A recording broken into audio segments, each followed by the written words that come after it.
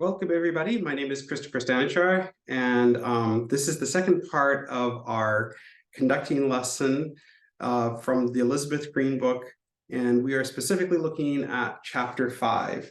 And Chapter 5 specifically deals with different articulations and styles of conducting. In total, Maestra Green shows us the generalities of conducting legato style, a staccato style, tenuto style, the gesture of syncopation, and finally the dead gesture. And what all of this boils down to is the idea that there are active and inactive beats. There are times, for example, when you're holding a chord for your band and you're playing a B flat major chord and you're playing, and if I'm conducting through, maybe I really do need Johnny to see me giving those beats and everything. But it's possible that Johnny might watch me more playing the trombone if I'm conducting just the outline of those beats. And that idea is really inactive beating. Following the music and where the music moves, where it needs to have an ictus, is active beating. That idea of a staccato, if I have a constant moving off the string eighth note in the violins, that I need bump, bump, bump, bump, bump, bump, bump, bump. I need that. That's definitely active beating, as opposed to maybe nobody's playing on the second, third, and fourth beat of a 4/4 bar. 1, 2, 3, 4. Am I really showing what the music wants instead of 1 and kind of like giving an outline of the rest? That second part of what I'm doing is the inactive part of conducting. Does it have an activity? No, it doesn't. Inactive, therefore. So just to review these things, and for your videos, you will need to show the different styles of conducting, of the articulations of conducting. But the list of articulations that we're looking at are legato, staccato, tenuto, the gesture of syncopation, and dead gestures, is what Elizabeth Green calls them. I haven't really heard of them as that before. It's specifically her terminology that I've heard in regards to this. But any place that you wouldn't need to have a strong active beat. Sometimes in opera conducting, when you're accompanying a singer and a recitative, in fact, you'll have that in excerpts from Handel's Messiah that we'll be conducting. That's called marking the beat. And singers also mark. If they're trying to save their voice, they don't give the full vocal prowess of what they can do.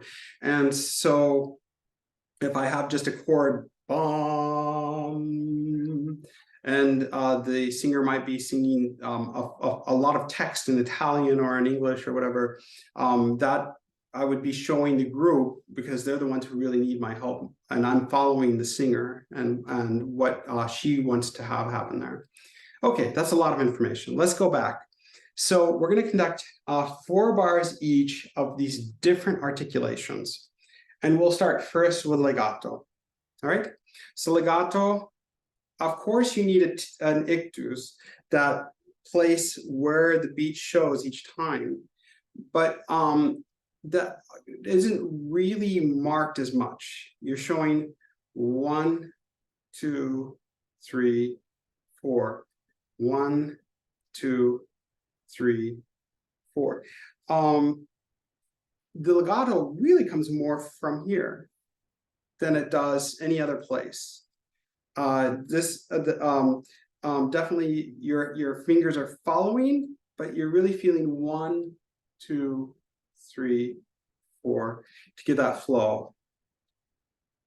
And there should feel sort of a sense of flow between each beat, even though you are showing, I've arrived, I've arrived, I've arrived, I've arrived each time.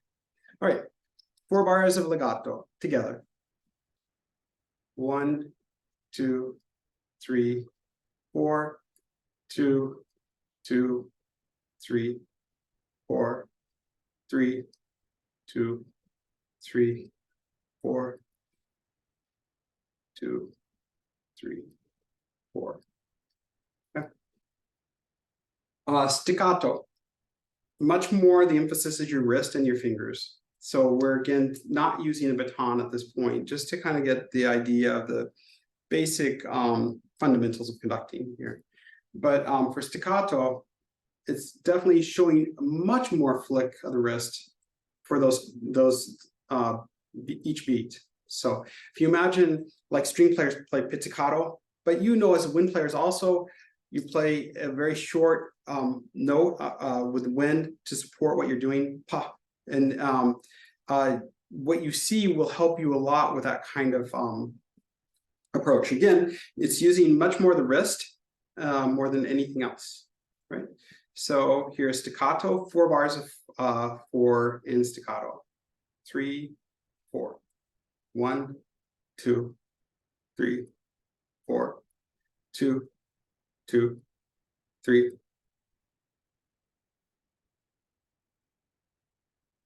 You can make it staccatissimo even, so that nobody dares play on the offbeats. Tenuto. Tenuto, from the Italian for holding, so each note being held long for its value. So pa, pa, pa, pa. It's definitely more up here than anything else, right? So using more your upper arm more than anything else for this kind of conducting for tenuto. Okay, so 3, pa, pa, ta, ta, ta, 2, 3, 4, 3, 2, 3, 4, 4, 2, 3, 4. Okay, now the gestures of the gesture of syncopation. This is a brilliant idea explained by Elizabeth Green, and the idea of syncopation of not showing an active beat and not showing ictus on the beat in order to get the group to play on the offbeat, and it works. It always works. She has, even if you notice in the textbook, arrows to places of stop. For example, in my 6th edition book, she has a little excerpt from Tchaikovsky, Romeo and Juliet, where she has 3, 4, bum, ba-da-dum, ba, ba, bum, ba-dum, ba, ba, ba, bum, ba-dum, ba, ba, ba, ba, bum. So that 1, 2, ba, bum, ba-dum, bum, bum, bum, bum, ba-dum, bum, bum, bum, bum, bum, works so very, very well. If you just stop each beat, I don't know how else to say it. She says it so very well. You will, the group sees you and they have to react. You're not giving them any prep beat. You're not giving them any kind of like lift or ictus or anything. So they have to play on the offbeat. There's no other choice. And if you see it in the music, it conveys itself so very well. She has the examples on page 53 of the 6th edition. Pa, pa, pa, pa.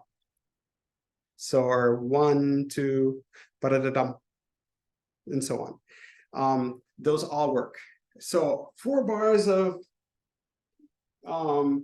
gestures of syncopation. That's a tough one, but we'll make it a go. Okay. So I guess maybe it would be a lot of like march music where you're playing offbeats and you're not hearing any of the downbeats or something like that. So I can tell you for sure that in some of the late romantic composers like Brahms, Tchaikovsky, I sometimes find them more challenging to conduct than the really thorny mixed meter, multimeter kind of things that happen in 20th century music, where the offbeats can be so obliterated or so convincing for their sense or feeling of a downbeat. And you, as a conductor, just keep being out of the way. For further evidence of that, look at like the first movement of the Tchaikovsky Fourth Symphony, or some of Brahms. Any of the Brahms symphonies have this very tricky, sometimes rhythmic component to it. All right, so I think for this, I actually would like to see you for the gesture syncopation. This is the exception to the assignment on page 53 to just conduct those assignments. I don't have a music stand, unfortunately, in my home right now. So I'm going to hold my book. I don't need my left hand, I guess.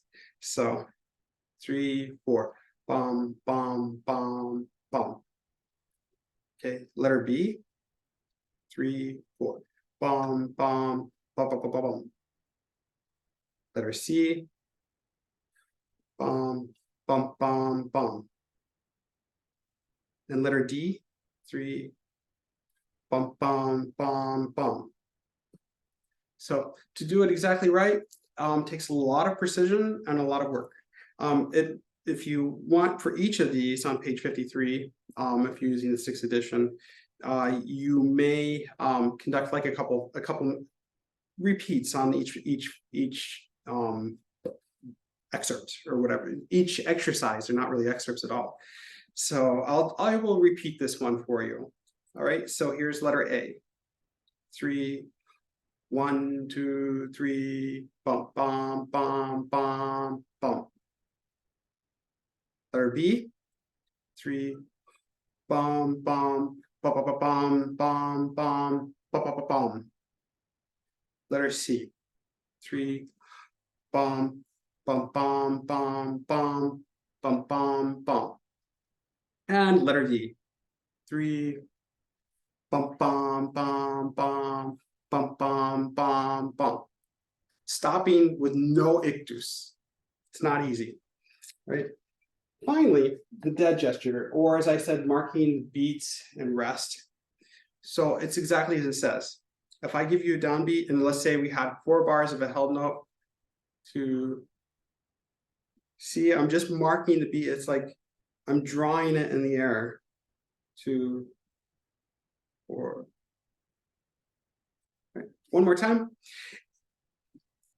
I want to say, before we do this again, that if I had like half note, whole half note tied to a whole note for the next bar and so on, you can see the hypothetical ways that it's used there, and we'll definitely see that in studying Handel's Messiah. I might even get ahead of the singer a little bit in order to show for the rest of the teeth, here's the next beat. Because the musicians who are playing, they need to really see where are we in the bar. They don't get all the text that's going on or anything like that. All they get is this. And so that's the most important part of what we do. So again, not using ictus, you're not showing ictus really. You're just showing maybe like the tips of your fingers, 2, 3, 4. You're just like slightly showing the measure. Here we go. 3, 1, 2.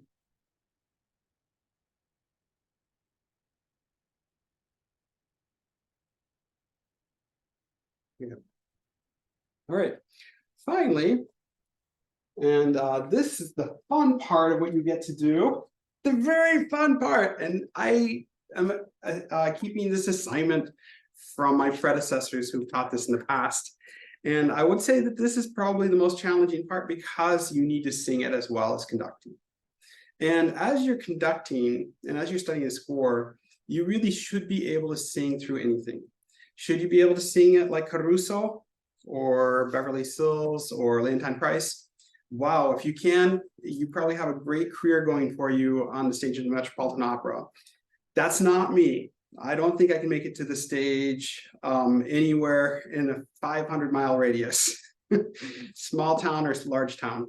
But I do need to use my sense of ability to sing to give an example of the articulation, the style, the music, of the feeling, all those things. And so if I can do it, you can do it. I'm sure of it. So we'll go through these exercises. I'll start with letter A. Okay. You'll notice that there's no tempo given. There's certain, I mean, there are towards the end, but the first few, you could keep it really at the 60 tempo per beat. So bum bum bum bum bum bum bum. I think I can memorize that one without holding a book. In fact, I will just nudge myself over this way. I can look at the book this way easily. So here we are. Bum, bum, bum, bum, bum, bum, bum. One more time. Bum, bum, bum, bum, bum, bum, bum.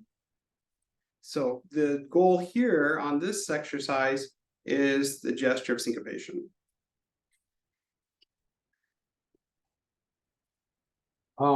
The next exercise, I'm not very good at singing 16th note scales, but I will do my best just as you will, all right? So here we are, and this also is for gesture of syncopation.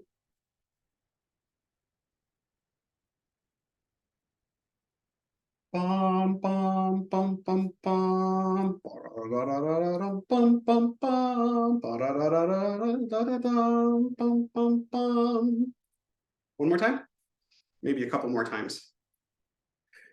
Bum bum bum bum bum, bum bum bum, bum bum bum. Again. Bum bum bum bum bum.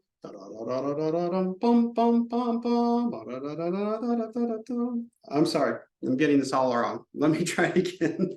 All right, so I will have mercy on you the same way. Bum bum bum bum bum, bum bum bum, bum bum bum. And there's staccatos in there as well, so you'll want to get those towards the end of the bar. So when you're not singing, it's obviously a lot easier because you're more able to focus on your gesture and not have to think about like what you're doing here. And any choral director knows that. That's the reason you don't sing unless you really need to help those tenors or altos out or whoever you're singing with. Okay, the next one, presto. This is in 2. Gesture of syncopation again. So this is bum bum bum bum bum bum bum bum bum bum bum bum bum bum bum bum bum bum. Keep it that tempo. Bum bum bum bum bum bum bum bum bum bum. Jump bum bum bum bum bum bum bum bum bum. And the next example, letter D. Letter D. Okay. 3, 4. Bum bum bum bum bum bum bum bum bum bum. 3. Bum bum bum bum bum bum bum bum bum bum. You'll notice the tenuto at the end as well. Okay, and this last one is very famous. It's the opening to the 104th Symphony of Haydn.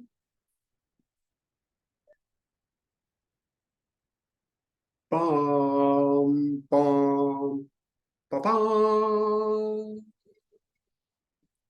So you'll notice a couple things here. You'll notice the dead gesture. I mean the gesture of syncopation on the and of 2. 1, 2, ba-bum. And you'll notice that you the dead gesture going through the half note. It's half note, and it's a long half note. It's pretty full of expectation. You're anticipating something happening in this symphony. So one more time. Pom, pom, pa-pom, pom, pom, pa-pom. and then another half hour of great music by Haydn. So anyway, that's the assignment for this part of the textbook. Don't get bogged down in being able to sing this. You can see that I struggled with it, and I will be very understanding of that. It's more of an idea of being able to adjust your gestures for the articulations as the conducting needs it, right? And as I said in the last video, as Chef Cousteau said, anyone can conduct.